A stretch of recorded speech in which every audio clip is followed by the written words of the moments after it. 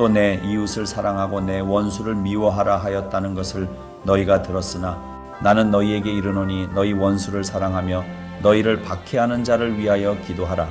이같이 한즉 하늘에 계신 너희 아버지의 아들이 되리니 이는 하나님이 그 해를 악인과 선인에게 비추시며 비를 의로운 자와 불의한 자에게 내려주심이라.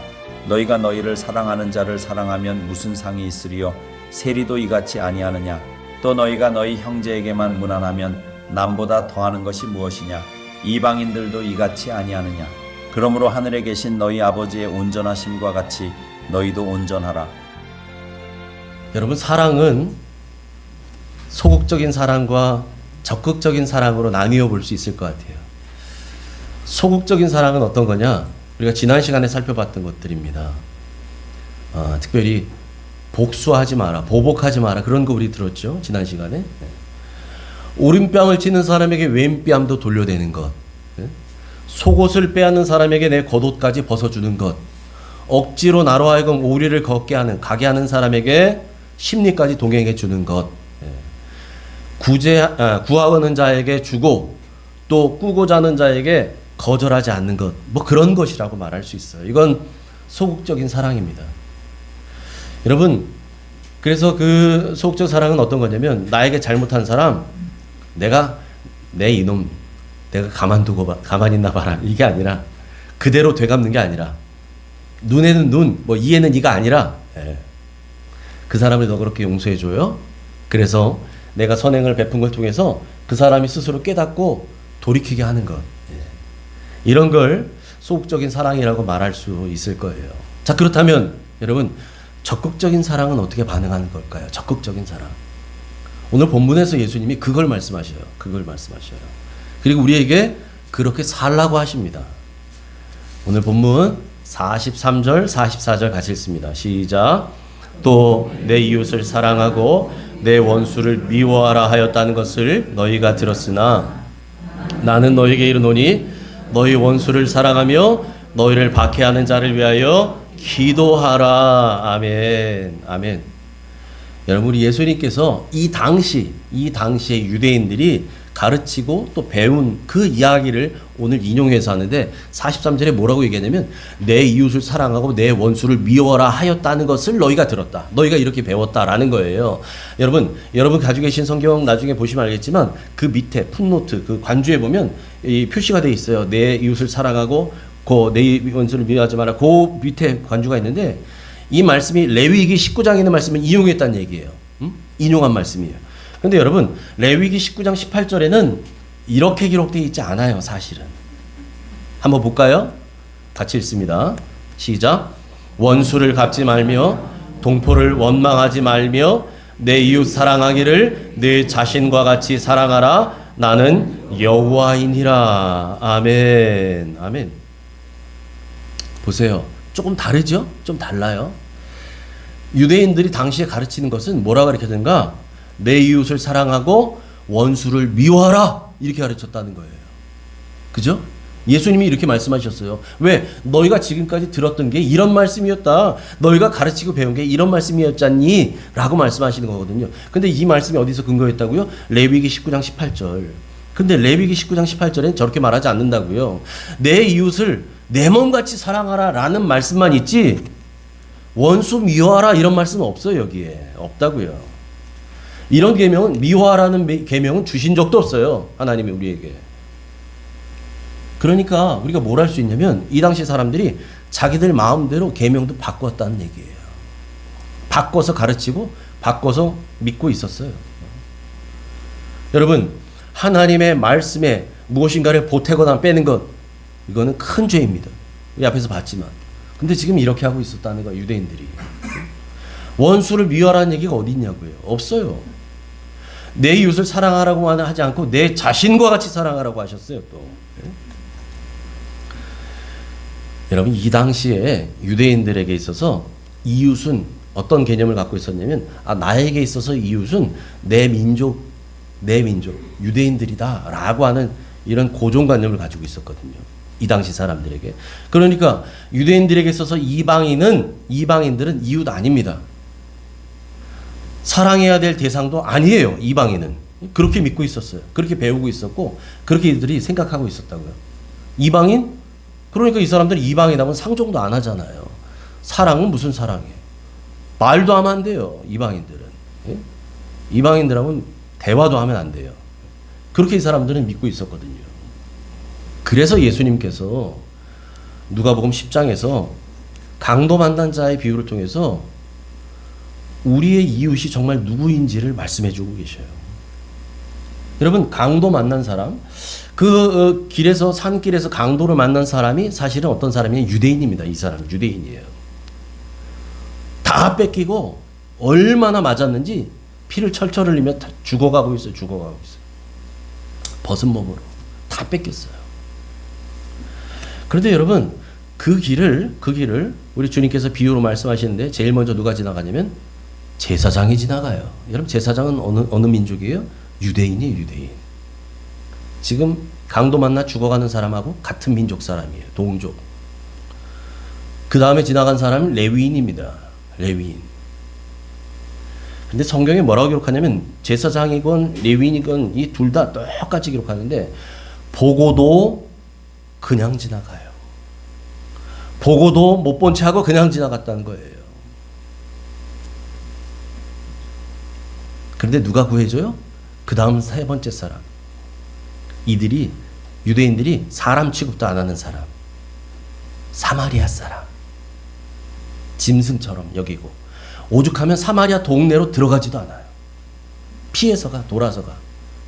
그랬던 사람. 멸시했던 사람. 사람 취급도 안 했던 사람. 그런 대접을 받았던 사마리아 사람이 거기 지나가다가 봤어요, 이 사람. 그리고 이 사람을 구해줍니다. 그러니까 주님이 물어보는 거예요. 그 얘기를 하시고 이제 바리새인과 유대인들에게 물어봅니다. 뭐라고 물어보는가? 누가복음 10장 36절 37절 같이 읽습니다. 시작. 내 생각에는 이 세 사람 중에 누가 강도 만난 자의 이웃이 되겠느냐? 이르되 자비를 베푼 자니이다. 예수께서 이르시되 가서 너도 이와 같이 하라 하시니라. 아멘. 주님이 뭘 물어봐요? 자, 지금 세 사람 다 지나간 거 내가 말 다 했지? 다 들었지? 그러면 이 세 사람 중에 누가 강도 만난 자의 이웃이 되겠느냐? 너희가 생각할 때 누가 이웃이라고 생각하냐? 이 강도 만난 유대인의 이웃이 누구냐? 뭐라고 대답해요? 자비를 베푼 사람입니다. 같은 자기 민족 제사장도 아니고 하나님 말씀 전하고 가르친다는 제사장도 아니고 하나님 전에서 일하는 걸 업으로 삼는 레위인도 아니고 이방인, 사람 취급도 안 했던 사람, 멸시했던 사람, 상종도 안 했던 사람, 그 사마리아 사람. 왜요? 그 사마리아 사람은 자비를 베풀었잖아요. 살려줬잖아요. 자기의 시간을 썼어요. 생면부지의 사람을 위해서 자기의 돈을 써요. 그날 이 사람 여관에 데려다 놓고 이 사람 떠나지 않았어요. 하룻밤 같이 있어줬어요. 이 사람을 병간호해 줬어요. 나가면서 여관 주인에게 내가 다시 올 텐데 혹시 이 사람을 돌봐주다가 병원비, 간호비가 필요하면 더 부족한 게 있다면 내가 다시 돌아올 때 나에게 청구하시오. 내가 주겠소. 여러분, 자기 형제가 아니에요. 자기 친족도 아니에요. 자기 친구도 아닙니다. 일면식도 없는 사람이에요. 심지어는 나 같은 이방인을 개, 돼지 취급했던 사람이에요. 유대인은. 또 그 사람을 위해 돈을 써요. 시간을 써요. 정성을 쏟고 마음을 쏟습니다. 이 사람이 진짜 이웃이라는 거예요. 이 사람이. 도움이 필요한 사람에게 도움을 주는 사람이 이웃입니다. 비록 그 사람이 내 원수라 할지라도 말이에요. 그래서 여러분, 예수님은 지금 유대인들이 왜곡시켰던, 완전히 변질시켜 놨던 이 계명을 바로 잡아주면서 말씀하시는데, 아까 읽었던 44절 하반절 같이 읽습니다. 시작. 너희 원수를 사랑하며 너희를 박해하는 자를 위하여 기도하라. 기도하라. 하나님은 한 번도 원수를 미워하라라는 얘기를 준 적도 없어요. 그런 계명 준 적이 없어요. 미워하라 이런 건 없어요. 오직 하나예요. 내 이웃을 내 몸같이, 심지어 내 원수도 사랑하라. 너를 박해하는 자를 위해 기도하라. 어쩌면 나를 박해하는 사람에 의해서 기도하는 건 상대적으로 좀 쉬운지 몰라요. 여러분, 아마 그런 경험 다 있으실 거예요. 누군가 나를 막 비난해, 중상모략해, 나를 욕한대. 그런 얘기를 내가 다 들었어요. 근데도 그 사람을 위해 내가 위에서 중보해주고 그 사람을 위해서 축복해주는 거, 이거 사실은 쉽지 않습니다. 근데 성경은 그렇게 하래요, 우리 보고. 나를 욕하는 사람, 나를 뒷담화하는 사람, 나를 중상모략하는 사람 위해서 여러분 그 영혼을 위해 기도하래요. 중보하래요. 내가 용서하지 않으면 일전에도 말씀드린 것처럼 나는요, 내 마음의 빗장에 스스로 갇혀 있는 거예요. 이게 얼마나 비참한 건지 몰라요. 이렇게 되면요, 교회에서도 은혜가 안 돼요. 내 마음의 빗장 안에 갇혀 있거든요. 내 마음의 감옥 안에 나를 집어넣어 버렸거든요. 기도해도 기도가 안 되고, 예배해도 그냥 예배하는 건지도 모르겠고, 의무감에 그냥. 여러분, 그래서 우리는 이 마음부터 해결해야 됩니다. 이 마음부터. 그 사람을 위해, 상대를 위해 기도해야 돼요. 기도해야 됩니다. 이게 주님의 마음이에요. 그런데 여기서 한 걸음 더 나가서 우리 주님 무슨 얘기예요? 원수를 사랑하래요, 세상에. 아니, 기도는 할지 몰라. 그런데 사랑까지 하래, 사랑까지. 이게 쉬운 일일까요? 쉬운 일 아니죠. 저나 여러분이나 우린 다 뭘 갖고 있어요? 감정을 가지고 있어요, 감정을. 내 감정이 다치면, 상하면 나도 기분이 안 좋아지는 거죠. 그런데 내가 어떻게 사랑을 해? 이런 마음이 당연히 들죠. 여러분, 용서하지 못하는 마음이 내 안에 있는데, 내가 용서하지 못한 마음에 사로잡혔는데, 사랑하라고 아무리 100번 백날 떠드른다고 내가 사랑할 마음이 생기겠어요?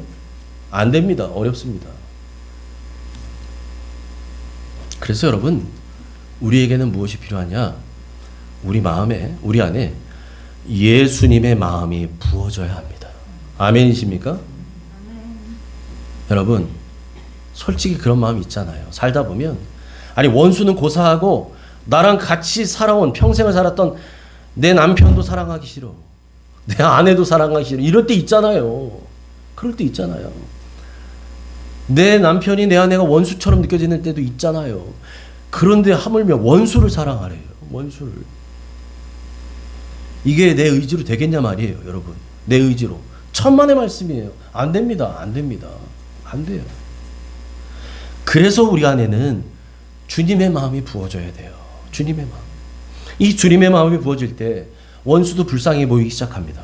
그리고 우리 안에 사랑의 마음이 솟아나요. 주님의 마음이 부어져야 이 안에서 솟아나요. 이 안에서. 우리 안에서. 여러분, 예수님은 그래서 우리에게 이 원수 사랑의 본을 십자가로 보여주셨어요. 십자가. 십자가는 원수 되었던 우리를 먼저 사랑하신 하나님 사랑 표현의 절정입니다. 아멘입니까? 원수 되었던 우리를 먼저 사랑하셨어요. 누가요? 하나님이요. 우리가 하나님을 사랑한 게 아니래요. 요한일서에 우리가 먼저 하나님을 사랑한 것이 아니요, 하나님 우리를 먼저 사랑하셨다라고 말합니다. 그 먼저 사랑하신 하나님 사랑 표현의 절정, 최고의 클라이막스가 뭐냐? 이게 십자가라는 거예요. 이게 십자가죠. 여러분, 우리는 원수를 사랑해야 합니다. 왜 그러느냐? 주님이 오늘 본문에서 말씀하셔요. 원수를 사랑할 때 저나 여러분이나 우리가 하나님의 자녀라는 것을 증명할 수 있기 때문입니다. 45절 같이 읽습니다. 시작. 이같이 한즉 하늘에 계신 너희 아버지의 아들이 되니 이는 하나님이 그 애를 악인과 선인에게 비추시며 비를 의로운 자와 불의한 자에게 내려주심이라. 아멘. 보세요. 이같이 한즉, 이같이가 뭡니까? 이같이가. 예? 바로 저 앞절에 있는 이 말씀이에요. 너희 원수를 사랑하는 거, 박해하는 자를 위해서 기도하는 거, 이렇게 하면, 이와 같이 한즉, 그렇게 하면 하늘에 계신 너희 아버지 아들이 된다는 거예요. 하나님의 자녀가 된다는 거예요. 여러분, 자녀는 부모를 닮게 돼 있어요. 이제 명절이라 가족들 만나실 거 아니에요. 형제들이 다른 것 같아도 비슷한 부속들이 다 있잖아요. 누굴 닮았을까요? 부모님 닮은 거죠. 부모님. 부모님. 응? 누구는 아버지를 더 많이 닮고 누구는 어머니를 더 많이 닮을지 몰라도 부모님 닮게 돼 있어요. 부모님. 응? 생김새도 닮지요. 목소리도 닮아요. 남자들은 커가면 아버지 목소리 닮아가고요. 여자들은 딸들은 엄마 목소리 닮아가요. 목소리도 닮지요. 또 식성도 닮지요. 같이 먹고 살았으니까 식성도 닮아요. 심지어는요 걸음걸이까지 닮습니다. 걸음걸이. 저희 누나들도 이제 나이들이 이제 많아지니까 걸어가는 뒷모습 보면 예전에 내가 어머니 보던 것 같아. 우리 엄마 걸어가는 모습 같이 보이더라고요. 걸음 걷는 것도 닮아가요. 그래서 여러분 자녀의 모습을 보고 있으면 그 모습 속에서 부모의 모습이 보인다고 하잖아요. 야, 어쩜 네 애비를 그렇게 똑 닮았니? 뭐 이런 얘기들 하시잖아요. 그냥 거기에서 아버지의 모습이 나오고 어머니의 모습이 나오거든요. 자녀의 모습에서. 자녀의 생김새, 말하는 거, 뭐 하는 이 모션, 어느샌가 닮아가요. 닮아져 있어요. 여러분, 우리가 하나님의 자녀인지 아닌지를 점검하는 것도 그와 같아요. 그와 같습니다. 우리의 말이나 행동이나 모습에서 하나님의 모습, 다시 말해서 예수 그리스도의 향기가 나는지 안 나는지를 점검하면 돼요. 여러분, 하나님의 자녀는 우리의 이웃은 물론이거니와 원수도 사랑합니다. 왜? 하나님이 우리를 그렇게 사랑하셨고 예수 그리스도께서 십자가로 그것을 보이셨고, 그리고 오늘 본문에서도 말하지만 그 하나님은 사람 차별하지 않습니다. 그러니까 여러분, 하나님의 자녀들은 하나님의 품성을 닮아서 우리도 차별하지 않아야 돼요. 차별하면 안 돼요.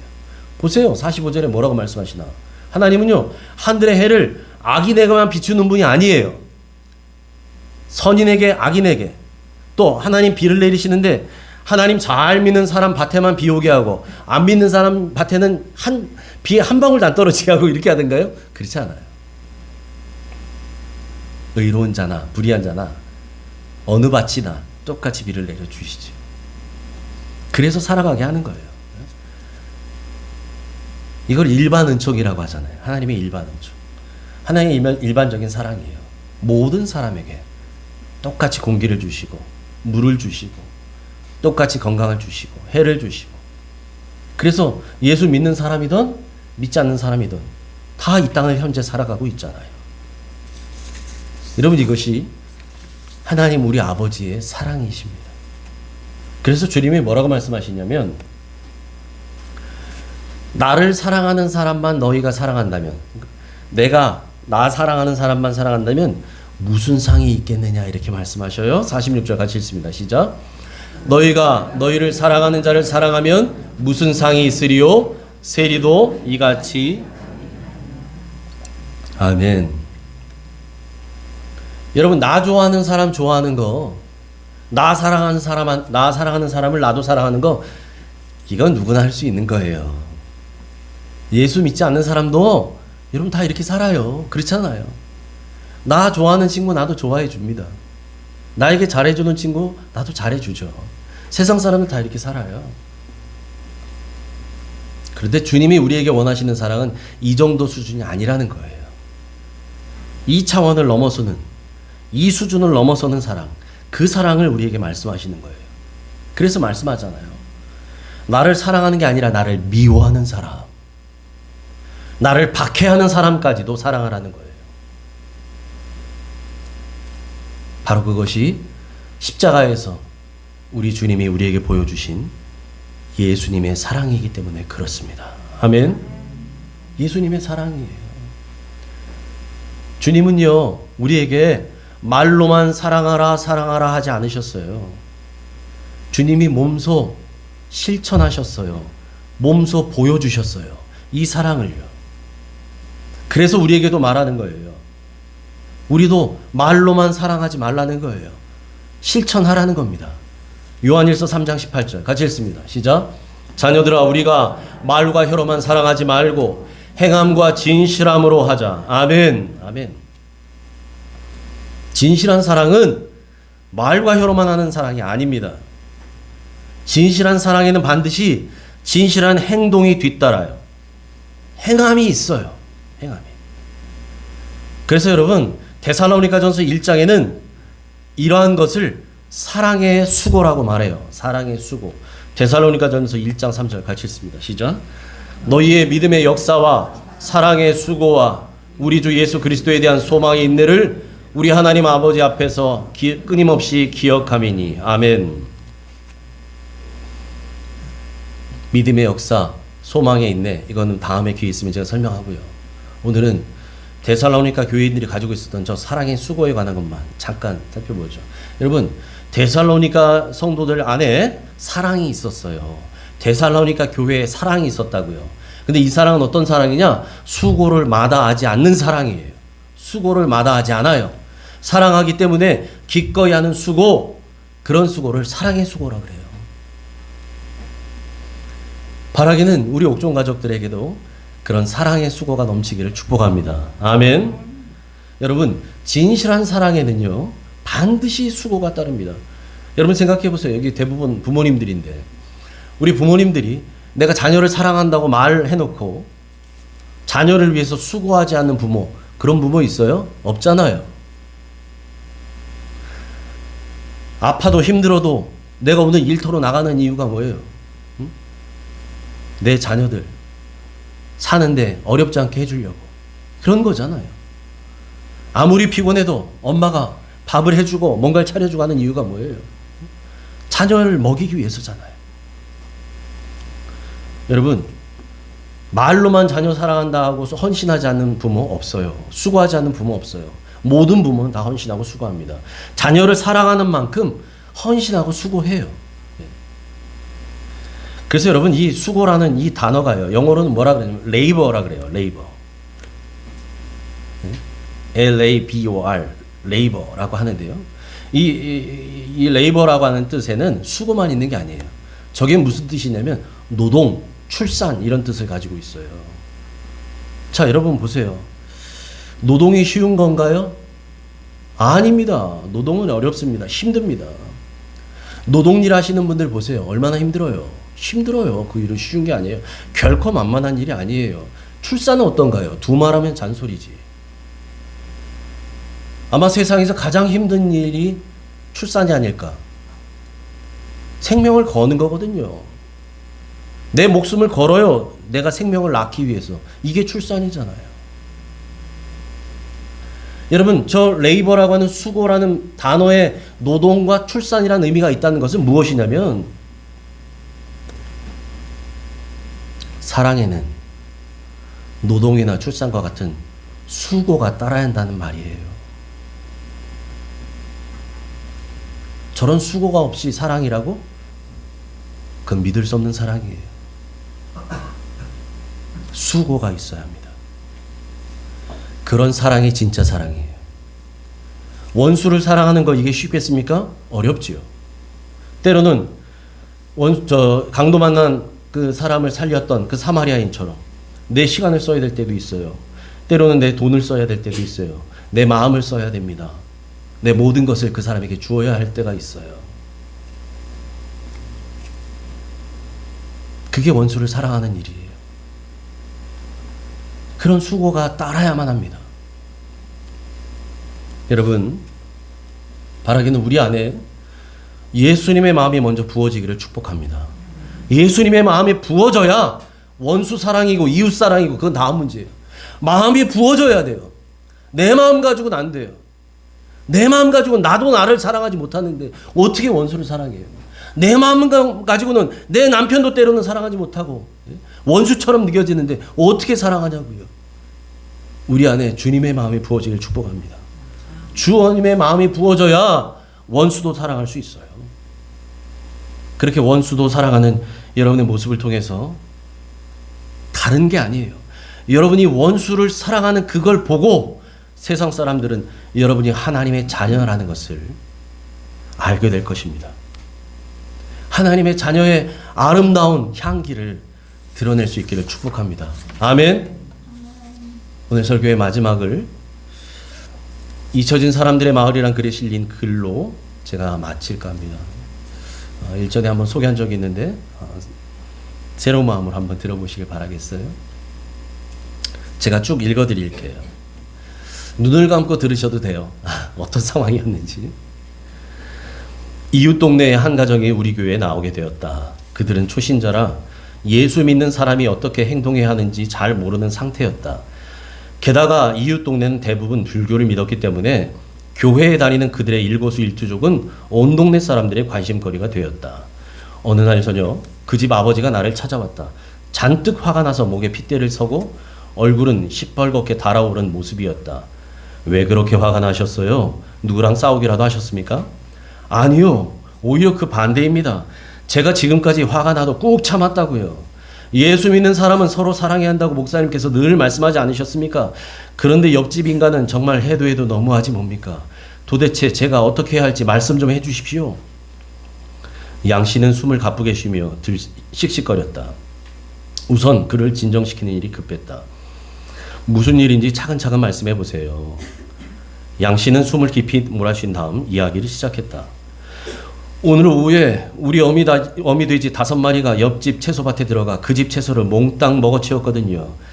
그랬더니 손해배상을 해달라는 거예요. 그야 당연히 배상해 드려야지요. 나는 자신 있게 대답했다. 저도 손해는 배상해 주려고 했지요. 그런데 그 인간이 말도 안 되는 걸 요구하지 뭡니까? 원하는 게 뭔데요? 글쎄 우리 어미돼지 5마리를 전부 달라는 겁니다. 양 씨는 화가 치밀어 오르는 듯 소리를 버럭 질렀다. 아무리 예수 믿는 사람이라도 이런 경우에는 화가 안 나겠습니까? 양 씨가 씩씩거리며 내 대답을 기다렸다. 나는 잠시 생각하다가 입을 열었다. 그분은 형제님을 시험해 보려고 그러는 것 같습니다. 그분은 형제님이 마구 흥분하고 화내기를 바랄 겁니다. 그렇게 되면 예수 믿는 사람이 얼마나 형편없는지 온 동네 사람들이 다 알게 될 거 아니겠습니까? 그렇게 하지 못하도록 그가 원하는 걸 다 주세요. 손해를 입게 되더라도 걱정하지 마세요. 하나님은 더 많은 것으로 갚아주실 겁니다. 양 씨는 두 손을 허리에 얹고는 잠시 고민에 빠졌다. 좋습니다. 어쨌든 저는 예수 믿는 사람이니까요. 아까는 정말 화가 났지만 하나님께 순종하겠습니다. 목사님 말씀대로 하지요. 그는 돌아갔다. 양 씨는 정말로 한마디 불평 없이 돼지 5마리를 전부 옆집에 주었다. 동네 사람들은 모두 깜짝 놀랐다. 양 씨가 미친 거 아니요? 사람들은 양 씨를 비웃었지만 그의 태도를 보고 진지해진 사람들도 있었다. 아, 예수 믿는 사람은 저렇게 하는구나. 그것은 지난 여름에 일어난 일이었다. 나는 그 사건을 까맣게 잊어버렸다. 나뭇잎이 곱게 물들어가던 어느 가을날 밤, 양 씨가 내 방문을 두드렸다. 목사님, 밤늦게 죄송합니다. 꼭 드릴 말씀이 있어서요. 전에 제가 목사님의 말씀을 따르긴 했지만 속으로는 굉장히 분했거든요. 그래서 옆집 사람이 한 짓을 오랫동안 잊지 못하고 있었습니다. 그런데 오늘 아침에 엄청난 일이 벌어지지 않았습니까? 옆집 황소 7마리가 우리 밭에 와서 실컷 뜯어먹고 있는 겁니다. 제 눈을 믿을 수가 없었어요. 옆집 사람이 그걸 보고는 양심의 가책을 받았는지 저한테 와서는 난처한 얼굴로 이러는 겁니다. 양씨, 어떻게 배상해야 할까? 처음 생각 같아서는 그 황소 7마리를 냅다 끌어오고 싶었지요. 하지만 목사님께 먼저 여쭤봐야 할 것 같아서 이렇게 달려왔습니다. 목사님, 이제 제가 이겼죠? 돼지 5마리, 황소 7마리라니 목사님 말씀대로 하나님은 정말 제가 잃은 것보다 더 많이 주셨습니다. 양씨는 정말 기뻐했다. 그러나 나는 그의 기대를 저버릴 수밖에 없었다. 형제님은 예수 믿는 사람입니다. 그러니 악을 악으로 갚지 마세요. 안 갚음하려는 마음을 버리시고 용서의 마음을 보여주세요. 그럴 때 하나님께서는 더 많은 것으로 갚아주신다는 것을 알게 될 것입니다. 양씨 얼굴이 침울해졌다.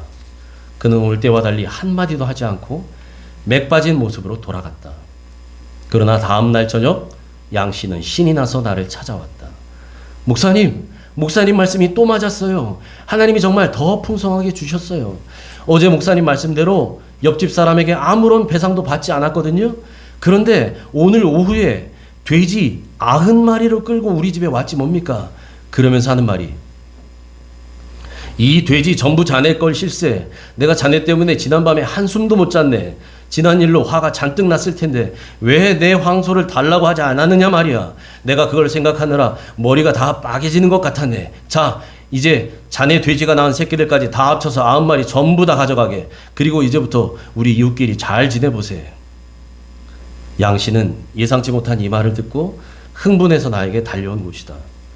생각해 보세요. 목사님, 벼랑간에 이 많은 돼지를 돌려받은 것도 굉장하지만 지금까지 옆집에서 이놈들 전부를 먹인 먹이를 생각하면 정말 하나님은 제가 손해본 것보다 훨씬 더 많이 주셨지 뭡니까? 저는 이제 확실히 하나님을 믿습니다. 그런데 목사님, 이것보다 더 좋은 일이 뭔지 압니까? 조아라는 양씨의 표정이 진지해졌다. 우리 마을 전체가 우리 가족을 예수 믿는 사람으로 인정하게 되었다는 겁니다. 이거야말로 하나님께 받은 최고의 선물이 아니겠습니까? 여기까지입니다. 여러분, 이제 설날 연휴가 시작됩니다. 설날 연휴에는 사랑하는 여러분의 오랜만에 만나는 가족들, 형제들, 친척들을 다 만나실 텐데 그 가족들에게 여러분의 말과 행동과 모습을 통해 하나님의 자녀다운 예수님의 향기가 드러나기를 축복합니다. 아멘. 예수님 향기가 드러나줘야 돼요. 그리고 여러분의 모습을 통해서 예수 믿는 사람들은 어떻게 살아가는지 그것이 보여지기를 주님의 이름으로 축원합니다. 아멘. 기도합니다. 하나님, 주님 우리에게 원수도 사랑하라 하셨습니다. 너희를 핍박하는 자를 위해 기도하라 하셨습니다.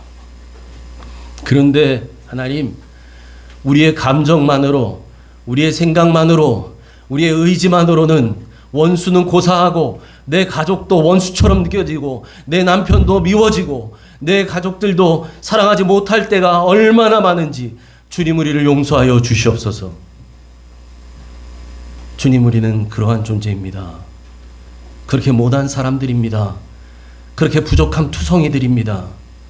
그러기에 내 능력으로, 내 감정으로, 내 기분으로, 내 의지로는 도저히 불가능하오니 주님, 우리 안에 주님의 마음을 부어주시옵소서.